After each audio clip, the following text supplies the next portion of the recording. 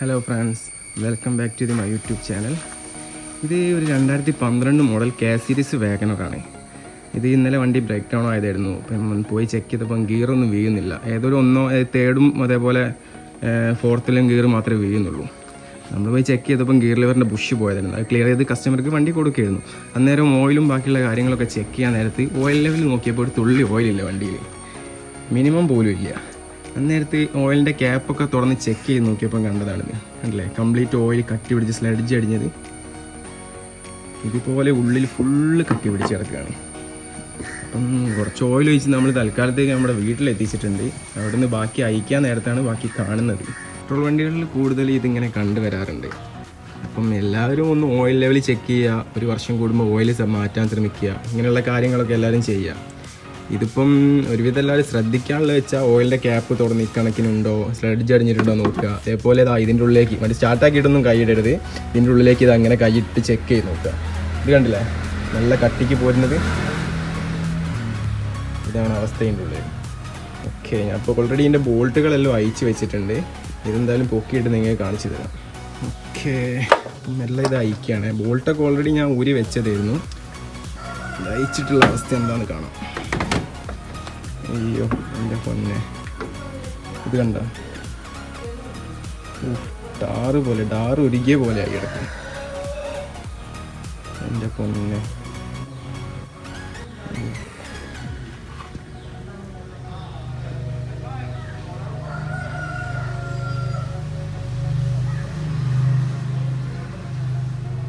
നല്ല രീതിയിൽ കട്ടി പിടിച്ച് കിടക്കുകയാണ്. ഉണ്ടല്ലേ പോരുന്നത്.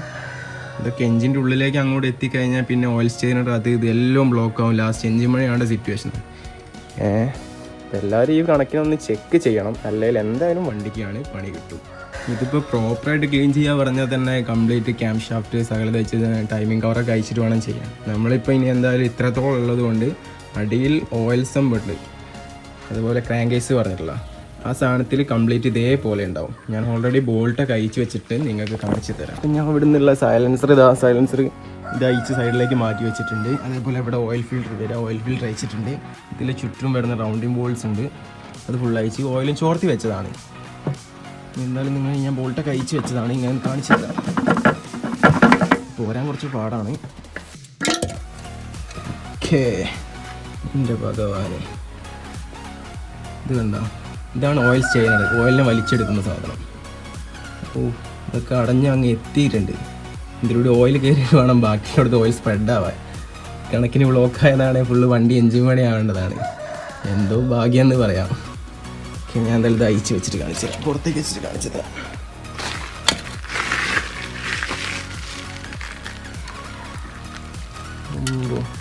ഇത് കണ്ടില്ല,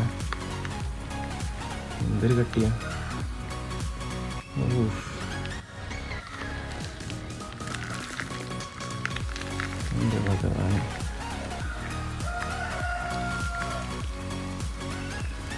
ഒരുമാതിരി ധാറ് ഉരുകിയ പോലെ ഉണ്ട്, അതേ അവസ്ഥയിലാണുള്ളത്.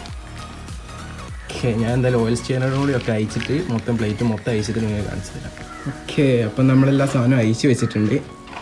ഇതാണ് ഇതിൻ്റെ വാൽവിൻ്റെ കവറ്, എഞ്ചിൻ്റെ ടോപ്പിലിടുന്ന വാൽ കവർ സാധനം. ഇതുണ്ടല്ലോ നിങ്ങൾ.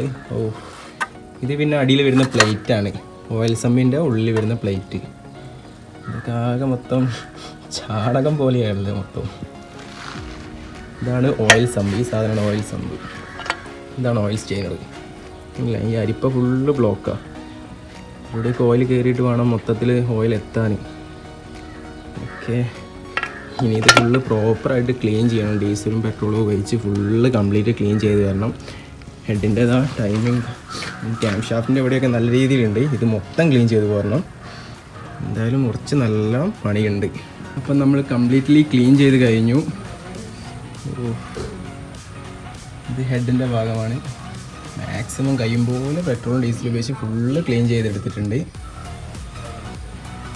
ഓക്കേ, ദെൻ നമ്മുടെ വാൽക്കവർ ഇതാ കിടക്കുന്ന ഇങ്ങനെ ഉണ്ടാകുന്ന സാധനമാണ് ആ കോലത്തിലായത്.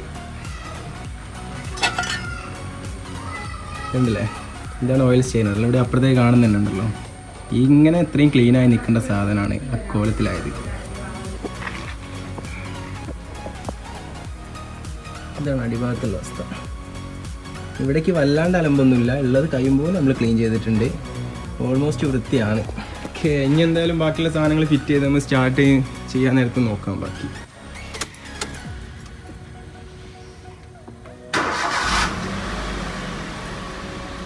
ഓക്കെ, അപ്പം നമ്മുടെ വണ്ടീനെ വർക്ക് ചെയ്യേണ്ടതുണ്ട്. ഓൾമോസ്റ്റ് എല്ലാ വർക്കും കഴിഞ്ഞ് ഫുള്ള് ക്ലീനാക്കി സെറ്റാക്കി വണ്ടി ഇപ്പോൾ സ്റ്റാർട്ടിങ് ഇട്ടേക്കാണ്. ഓയിൽ ഒഴിച്ച് വണ്ടി സ്റ്റാർട്ടിങ് ഇട്ടേക്കാണ്. വർക്കിംഗ് ഒക്കെ നോർമലാണ്. സൗണ്ട് വേറെ പ്രശ്നങ്ങളൊന്നുമില്ല. വണ്ടി വെറും 43,000 ഓടിയിട്ടേ ഉള്ളൂ. കണ്ടില്ലേ, 43. ഓക്കെ ഗൈസ്, അപ്പം നമ്മൾ വണ്ടീൻ്റെ വർക്ക് തീർന്നിട്ടുണ്ട്. ഇപ്പം വേറെ പ്രശ്നങ്ങളൊന്നുമില്ല. വണ്ടി നീറ്റാണ്, വർക്കിംഗ് സ്മൂത്താണ്. വണ്ടി ഏകദേശം 43,000 കിലോമീറ്റർ ഓടിയിട്ടേ ഉള്ളൂ. വെറും 43,000 ഓടിയ വണ്ടിയാണ്, ഒന്നും ആയിട്ടില്ല, പുതിയ വണ്ടിയാണ്. ഓക്കെ, വർക്കിംഗ് നീറ്റാണ്. നമ്മൾ എഞ്ചിൻ റൂമിലേക്ക് പോവാം.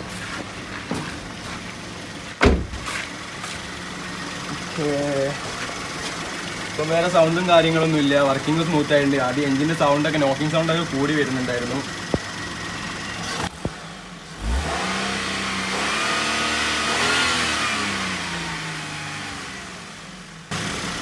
വേറെ പ്രശ്നങ്ങളൊന്നും ഇപ്പോൾ കാണുന്നില്ല. അപ്പം നമ്മുടെ വണ്ടീൻ്റെ വർക്ക് ഫുള്ള് കഴിഞ്ഞിട്ടുണ്ട്.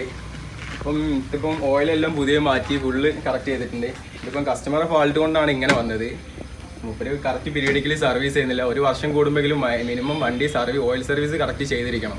ഇതല്ലാത്തതുകൊണ്ടാണ് ഇങ്ങനെ വന്നത്. പിന്നെ ഓയിൽ 10,000 കിലോമീറ്ററിൻ്റെ ഉള്ളിൽ എന്തായാലും ഓയിൽ മാറ്റിയിരിക്കണം. അതും ചെയ്തിട്ടില്ല. അതുകൊണ്ടൊക്കെയാണ് വണ്ടി ഇങ്ങനെ വന്നത്. ഇപ്പം 10-30,000 ഒറ്റയടിക്ക് കയറേണ്ട കേസാണ് വെറും കുറഞ്ഞ പൈസയോട് കയറിയത്.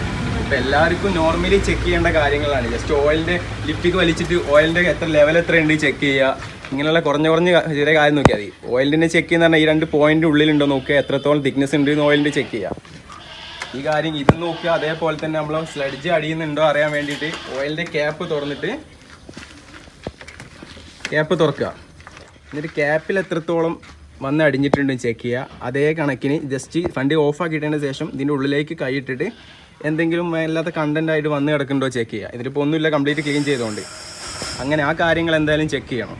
അപ്പോൾ ഇതേ പ്രശ്നം തന്നെ നമ്മുടെ Alto 800, Alto, WagonR, K series, പഴയ മോഡൽ വാഗനർ, ഇയോണ്, ഇങ്ങനത്തെയുള്ള ഈ പെട്രോൾ വണ്ടികൾക്ക് കൂടുതലും ഈ കംപ്ലയിൻറ്റ് വരാറുണ്ട്. അപ്പോൾ ഈ പറഞ്ഞ കണക്കിന് ജസ്റ്റ് ഓയിലിൻ്റെ ലെവൽ ചെക്ക് ചെയ്യുക, ഓയിലിൻ്റെ ക്യാപ്പ് തുറന്ന് വെക്കുക. അതേപോലെ ഇപ്പോൾ ഓയിലിൻ്റെ ക്യാപ്പിലൊക്കെ അത്യാവശ്യം ഉണ്ടെന്ന് തോന്നുകയാണെങ്കിൽ ജസ്റ്റ് ടോപ്പത്തെ കവർ അയച്ച് നോക്കിയാൽ അങ്ങനെ എത്രത്തോളം ഉണ്ടെന്ന് മനസ്സിലാവും. പിന്നെ നല്ല രീതിയിലുണ്ട് അടിയത്തെ സംഭവിച്ചിട്ട് ക്ലീൻ ചെയ്യുക. കുറഞ്ഞ തോതിലുള്ള വെച്ചാൽ ഓയിലിൻ്റെ എഞ്ചിൻ ഫ്ലഷ് ഒഴിച്ചിട്ട് മാക്സിമം ക്ലീൻ ചെയ്ത് കളയുക. ഓക്കെ, അങ്ങനെയൊക്കെയാണ് ഇപ്പം ഈ ചെയ്യേണ്ടതുള്ളത്. അപ്പം നമ്മുടെ വണ്ടീനെ വർക്ക് കഴിഞ്ഞിട്ടുണ്ട്. അപ്പം നിങ്ങൾക്ക് ഈ വീഡിയോ ഉപകാരപ്രദമായിട്ടുണ്ടെങ്കിൽ മാക്സിമം എല്ലാവർക്കും ഷെയർ ചെയ്ത് കൊടുക്കുക. അതുപോലെ നമ്മുടെ ചാനൽ സബ്സ്ക്രൈബ് ചെയ്യുക, സപ്പോർട്ട് ചെയ്യുക. പുതിയൊരു വീഡിയോ ആയിട്ട് വീണ്ടും കാണാം.